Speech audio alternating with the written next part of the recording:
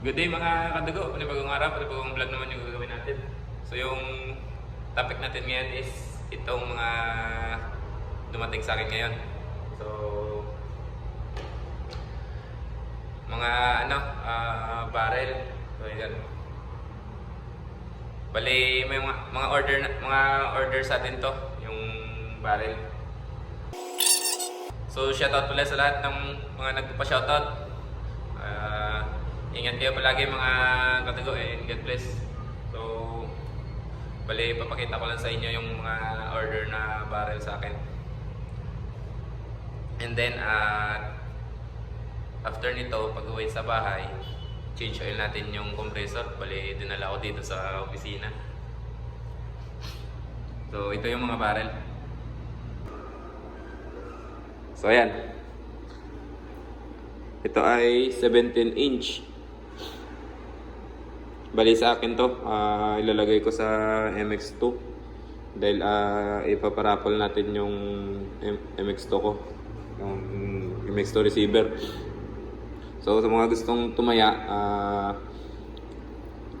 PM nyo lang ako. Ito yung ito yung bagong Facebook account ko, dalawa, Vladimir Pangantihon tsaka Hunter Bloods. So ito yung 17 inch. Yan. And then 20 inch. Kay shoutout sa iyo Sir Weljan Canubas. So sa kanya ito 20 inch pang pellet. Local pellet, naka-chamber at sa local pellet. And then ito yung 24 inch na threaded is kay Ace Gita. And shoutout sa iyo Sir Ace Gita. And then, ito kay Sir Joseph Dangan. 24 inch plain barrel. And then, ito yung last pang 5 kay Sir Jerry Lakadin. So, shoutout sa iyo, Sir. So, shoutout sa lahat ng may-ari ng 4 na barrel to. So, bali yung barrel natin is 6 micro grooves. And then ito naka-chamber sa GMS Pro. Yung 20 inch naka-chamber sa local pellet.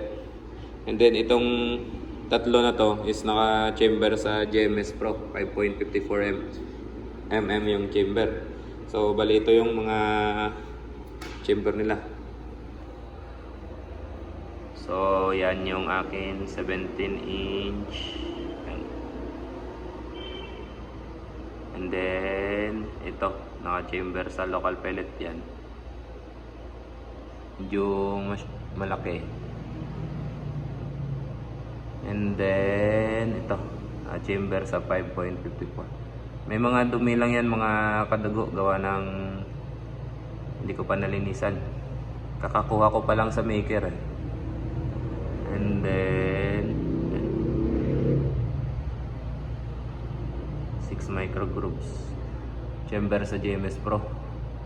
Dito, pang 5. Ayan, ang ganda ng groove. 6 micro grooves. So ito yung barrel na ginagamit ko sa mga hunting ko na naglo-long range ako, mga kadugo. Kaya sulit na sulit yung pera nyo dito. Gawa ng naka pellet, slug and pellet barrel na. Pagdating sa inyo, naka-index na. Isa kasi yan sa SOP ng barrel eh. Para mapaganda mo yung patama. Dapat ma-index para mapaganda mo yung patama. So dito sa akin, nagre-release ako ng barrel. Naka-index na talaga lahat ng barrel na nire-release ko. Kasi para walang rason yung mga owner nito, nasasabihin pangit yung barrel na nakuha nila. So hindi yan masasabi ng owner. And then lahat ng barrel testing ito sa 100 meters using slug. Hindi po nakatono. Testing lang po. Pag nag-groupings ng at least 1.5 or 2 inches, pasok na yun. Tuning na lang yung kulang nito. So, yung isa dito na barrel, kay Sir Joseph Dangan, ito. Ipapatono niya sa akin. So, bali, nag-order siya ng Z-Ergan slug na 20 grains tsaka 23 grains. Ipapatono niya sa akin and then kukuha lang siya ng idea kung anong muzzle velocity ang maganda dito. So, itotono natin. Syempre, may additional na bayad dito kasi yung babayaran niya dito, yung knowledge ko sa pagtono and then time. Then gamit din kasi may mga gamit tayo na scuba tank. Syempre, additional bayad yan. So, shoutout sa inyo mga sir. Kay Sir Ace Geta, kay Wiljan Canubas, kay Joseph Dangan, and kay Jiri Lakadin. So, yung pinarapol ko na HB .22 010, nakadali yun is si Sir Akin Mersky. Shoutout sa iyo, sir. Congrats ulit. So, pinagawa ko pa to, hindi pa to nakasali dito. Yan. So, ayos. Makikita nyo lang mga upload nito lahat dito sa YouTube ko. Medyo late na. So, tayo sa compressor. Yung compressor ko yun dyan. Yan. Dinala ko dito kasi tinesting ko lang naman kung mamamatay siya dito. So far, hindi siya namatay dito dahil malakas yung kuryente dito. Doon sa bahay namin is low voltage talaga. Kaya may nag-order ako ng regulator AVR para kung sakaling hindi siya mamatay doon sa bahay, positive. So dalhin ko yun sa bahay, tsaka yung barrel. And then ito naman yung unit na MD unit, yung pinaparapol ko. So laban to bukas, July 3, MPBL result, Abra versus Pasay na game. So okay. So yan, kakadating lang natin dito sa bahay. Then yan yung hang compressor. Yan. So ito yung lalagyan natin ng used oil pag drain. Ayan, so bali gamit natin na oil diyan. First, una is motor oil, yung Shell Advance. Medyo malapot. Then bumili tayo sa online ito ng Besco compressor oil. Hindi siya malapot, pang compressor talaga. So madali uminit itong compressor natin. Gawa siguro ng malapot yung oil. So papalitan natin yan. Ito pala yung drain ng compressor oil. So gamit tayo ng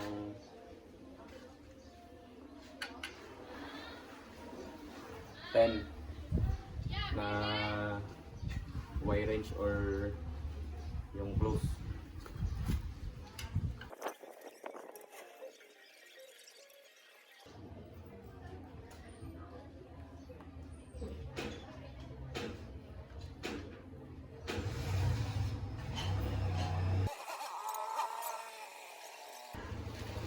Then palasin itong breather.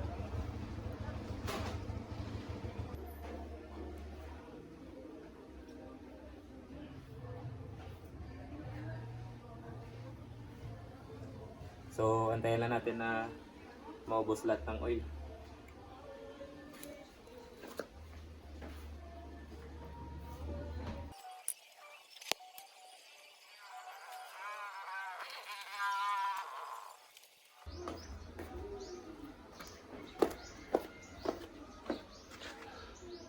So ayan, wala nang oil.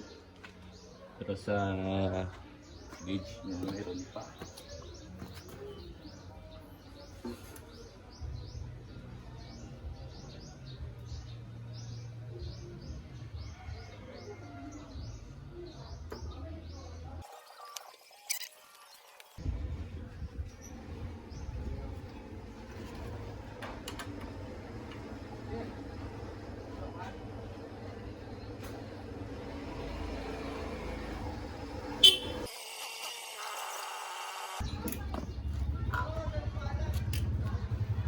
Bali, maglagay muna tayo ng 300 ml.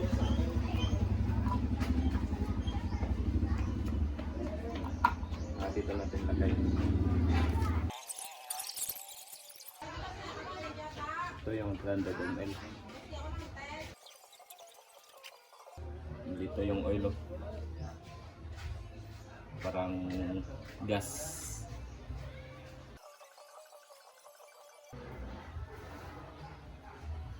So, Ayos. Bali ano siya, 300 ml yung sakto. Ano?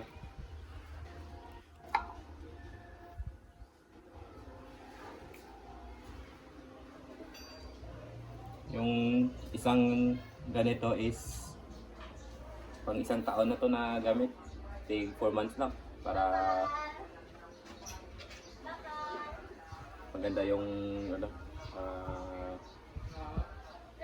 dito sa loob ng compressor.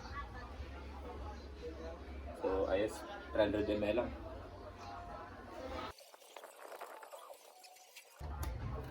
saktong higpit lang dito sa breather.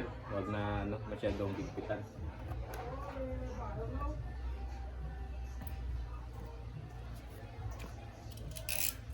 Okay, testing.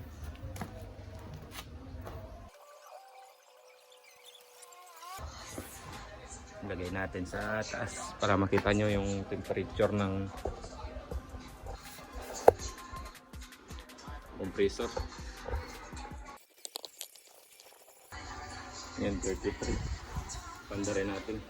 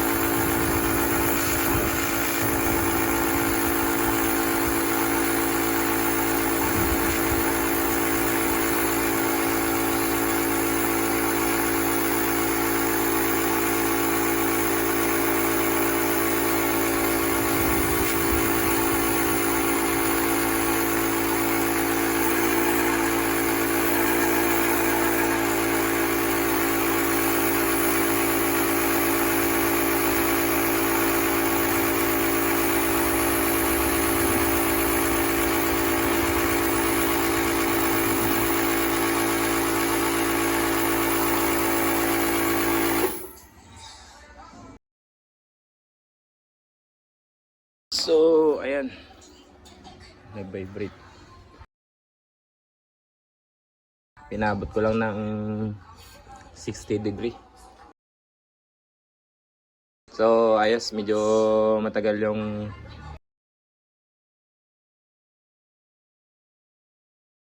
kahit walang ice. Pag may ice siguro, tatagal na masyado. Hindi init agad. May papakita ako sa inyo. Ito. Spring. Yan. Para sa MX2 natin, hammer spring. I-testing natin to kung maganda ba yung quality nito. Pag maganda yung quality, pwede tayo magbenta nito. Dito lang yan sa shop sa amin, malapit sa amin. So okay.